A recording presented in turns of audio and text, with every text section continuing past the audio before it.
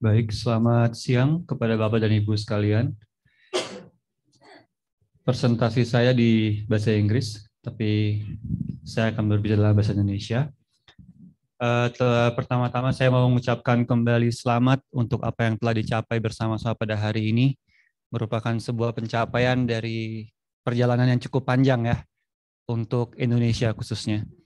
Tapi paling tidak hari ini kita bisa bersama-sama berkumpul, serta mengakui bahwa suatu langkah penting telah dicapai, dan ini semua dapat terjadi karena kita semua bekerja bersama dengan baik. Jadi aplaus untuk kita semua kembali.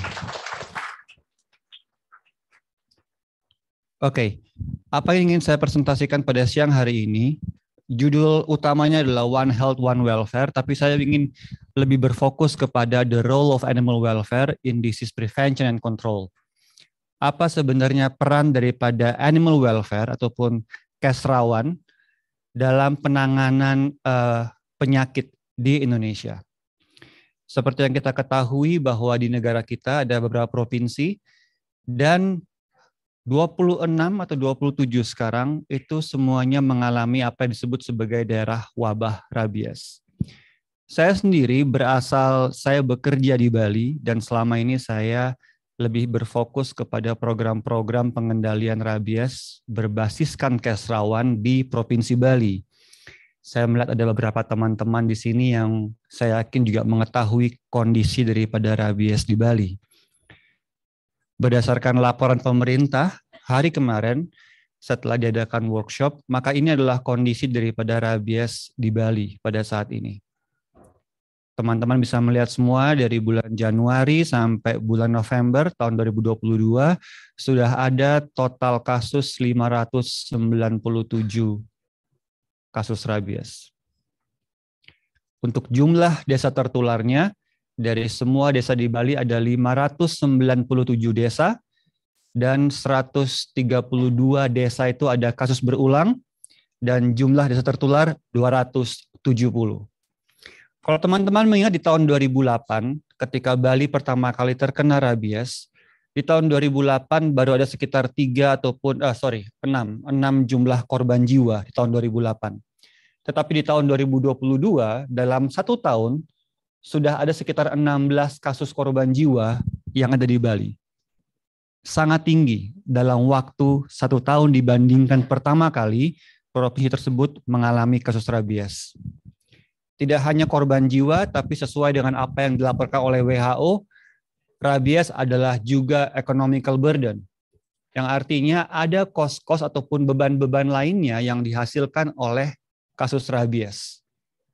Tidak hanya masalah penyakit, tidak hanya masalah kesehatan, tetapi ini juga adalah financial burden untuk daerah yang mengalami penyakit ini.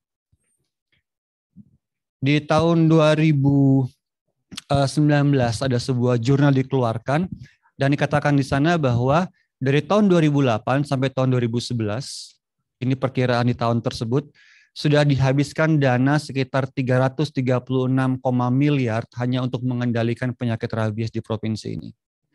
Jumlah yang sangat-sangat tidak sedikit, bukan? Oke, itu adalah kondisinya. Tetapi apakah saat ini kita punya peluang untuk mengendalikan penyakit ini dan apakah peran daripada animal welfare dalam pengendalian penyakit? Dari awal presentasi kita telah mendengarkan bahwa ada satu konsep yang kita sebut dengan konsep One Health, di mana kesehatan manusia, hewan, dan juga lingkungan merupakan sebuah bagian yang terpadu sesungguhnya. Dan jika ketiga elemen ini dapat dijadikan satu dan dijalankan dengan baik, hasilnya akan sangat luar biasa. Itulah kenapa di tahun 2016 bekerja sama dengan Universitas Udayana pada waktu itu, didesainlah sebuah program yang bernama Program Dharma. Secara sederhananya, Program Dharma adalah merupakan program One Health, integrasi daripada lingkungan, hewan, dan juga manusia, yang didesain untuk menciptakan sebuah program yang efektif tapi juga sustainable.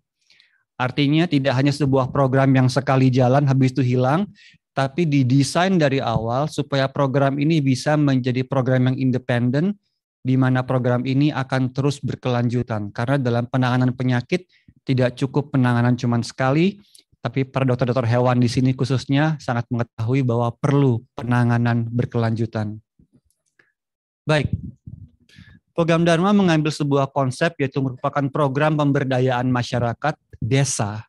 Kita mengambil level desa untuk menuju Bali Sehat Bebas Rabies. Kenapa baru Bali?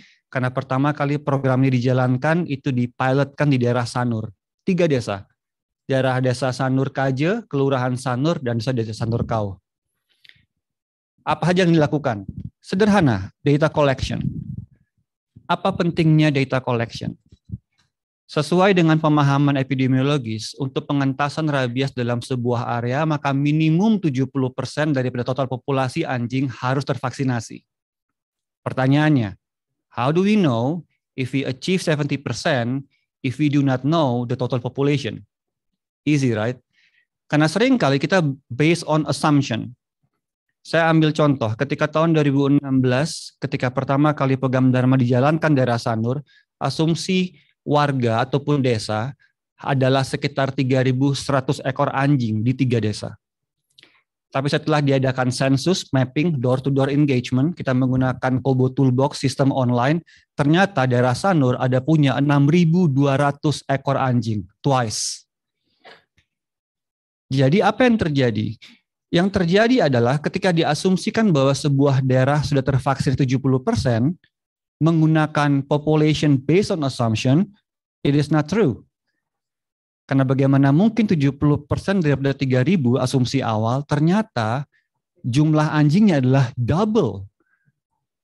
Kalau 70% tidak tercapai, maka bagaimanakah pengendalian rabies dapat tercapai di daerah tersebut?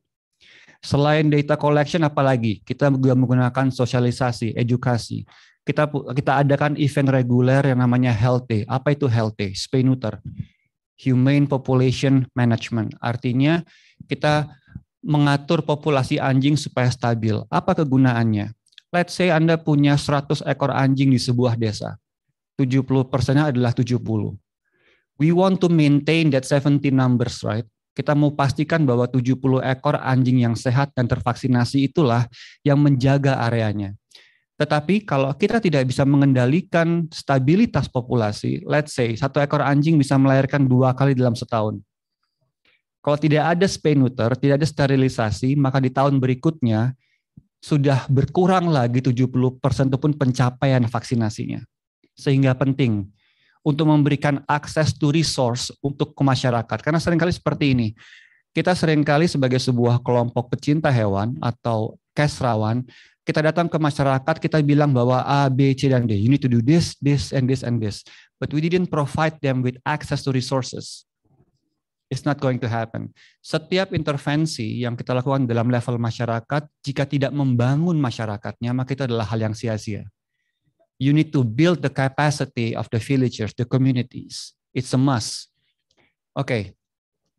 Ketika diadakan, pertama kali ketika kita mengadakan gap assessment, apa sih sebenarnya permasalahan di Bali dalam penanganan rabies?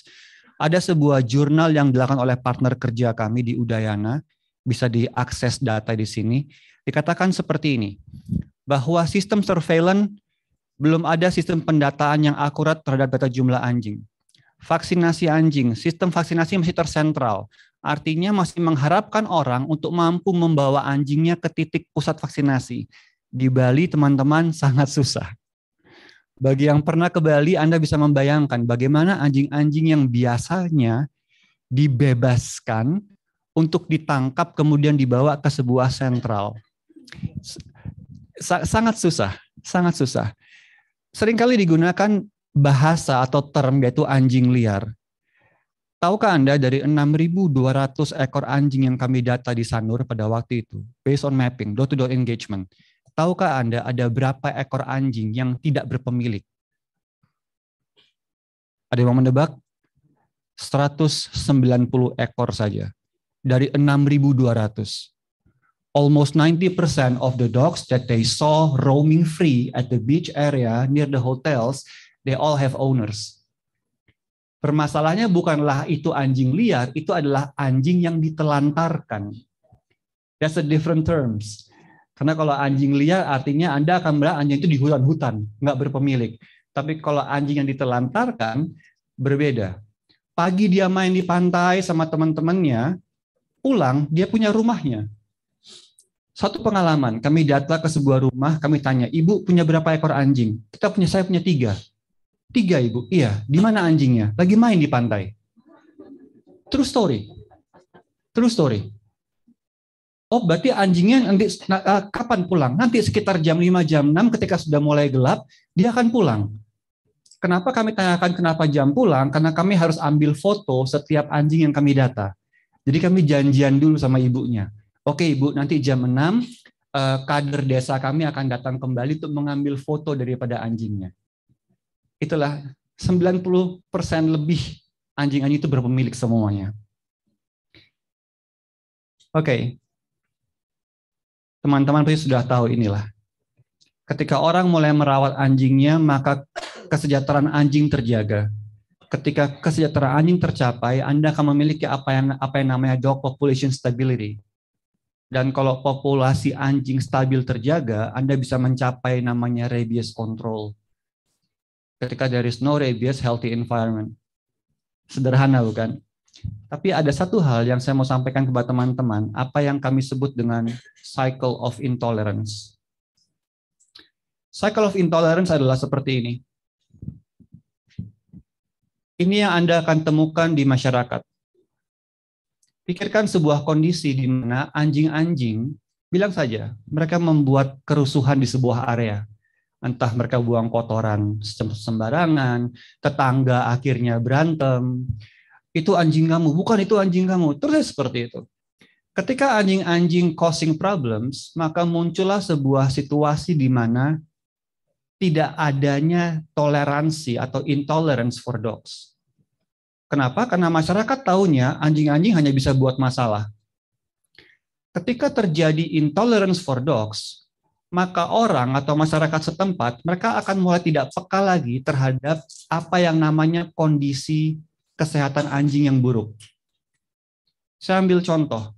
Ketika Anda sehari-hari terbiasa melihat anjing yang sakit, kurus, dan kelaparan, Anda lihat itu terus, maka Anda akan build up mentally bahwa that's a normal situation. Anda mengerti maksud saya? Jadi secara otomatis Anda tidak sadar bahwa kita mengembangkan sebuah sikap mental di mana kondisi anjing yang sakit, kurus, tersiksa, that's a normal thing. Apa yang terjadi jika itu sudah ada fenomena seperti itu? Maka orang tidak lagi peduli terhadap kesehatan anjing. Ketika orang tidak ada lagi yang peduli, kondisi berikutnya adalah anjing akan berusaha bertahan hidup dengan sendirinya. Why? Ya karena nggak dapat makan di rumah, nggak dapat perlindungan di rumah, nggak dapat air, mereka akan keluar mencari makanannya sendiri. Di mana biasanya berkumpul? Tempat sampah. Ketika anjing-anjing berkumpul tempat sampah, apa yang terjadi? Problems caused by dogs. Anda lihat itu siklusnya. Terus menerus seperti itu. Something must be done to stop this cycle of intolerance to happen.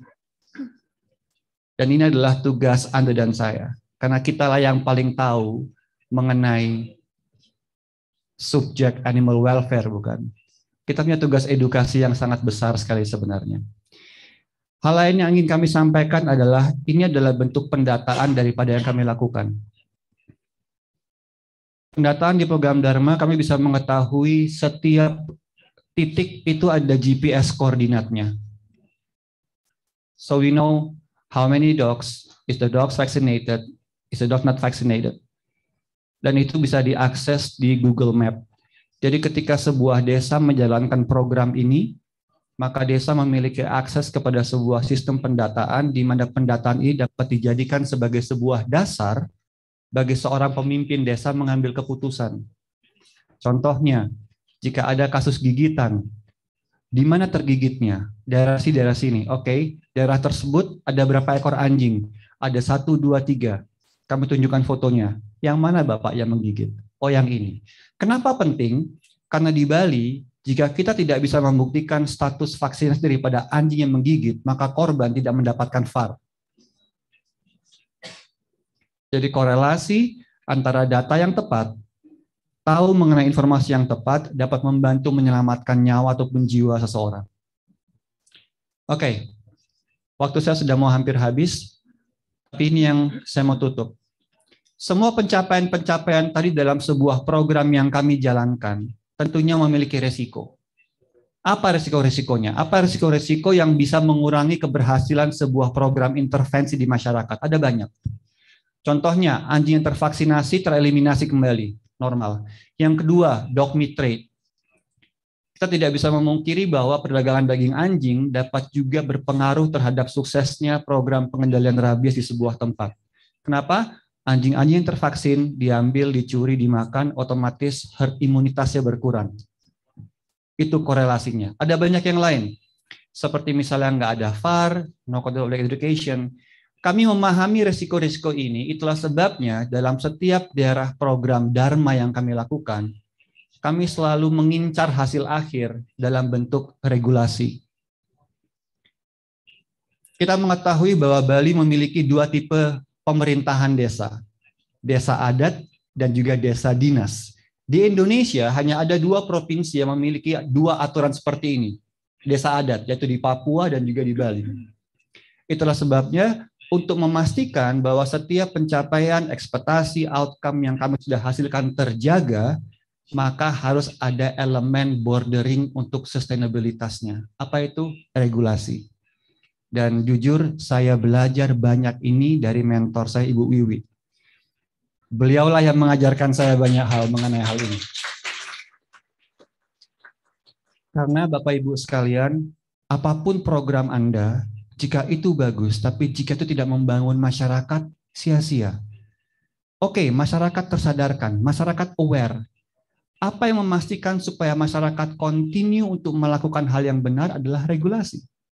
Anda membutuhkan regulasi, tetapi tentunya regulasi itu harus disesuaikan dengan masyarakat setempat. Apa yang sesuai, apa yang tidak sesuai. Di Bali contohnya ada yang namanya aturan desa adat, Perarem.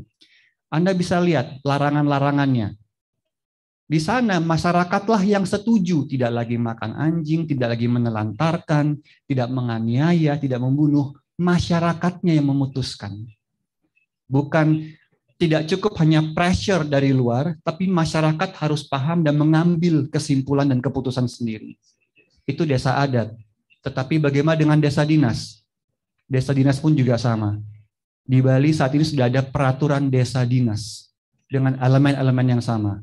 No dog meat, tidak penelantaran anjing, tidak penganiayaan, tidak membunuh. Masyarakat yang memutuskannya. Itulah mengapa program yang berusaha kami jalankan adalah program pemberdayaan masyarakat. Hewannya di mana? Hewan tidak bisa melindungi diri mereka sendiri. Manusia yang harus melindungi hewan-hewan itu. Itulah mengapa manusia yang harus diatur, bukan hewannya. Manusia diatur melalui regulasi, manusia diberdayakan melalui peningkatan kapasitas. Ini tugas kita semua bersama. Terima kasih.